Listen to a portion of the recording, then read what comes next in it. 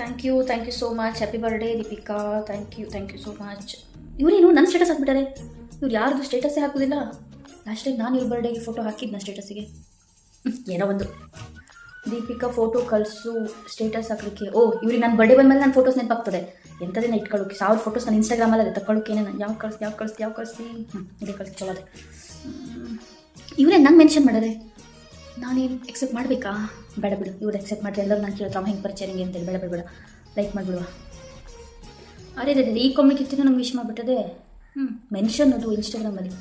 ಓಹೋ ಎಂಥ ತಲೆಯಲ್ಲಿ ಪಡೆದಿರೋದು. ಇದ್ರ ಮೆನ್ಷನ್ ನಾ ಮಾಡಿ ಎಕ್ಸೆಪ್ಟ್ ಮಾಡಿದ್ರೆ ನನ್ನ ಫಾಲೋವರ್ಸ್ ಎಲ್ಲ ಅದಕ್ಕೆ ಆಗ್ತರು. ಬೇಡ ಲೈಕ್ ಮಾಡಿಬಿಡುವ. ಎಂಥ ಫೋಟೋಸ್ ಹಾಕಲೇನೆ ಇವ್ರದ್ದು ಮಾತ್ರ ಚಂದ ಫೋಟೋ ಹಾಕಬೇಕು. ನನ್ನ ನೋಡು ಯಾವುದು ಇದು 2019 ಫೋಟೋ ಆಗಿರಬೇಕು. ಫೋಟೋ ಚೇಂಜ್ ಮಾಡಿ ಮಾರೈತಿ ನೋಡೋಕ್ಕಾಗೋದಿಲ್ಲ. ಕಾಲ್ ಬಂತಲ್ಲ, ಯಾರೇನು ಹೊಸ ನಂಬರು? ಹಲೋ, ಯಾರು?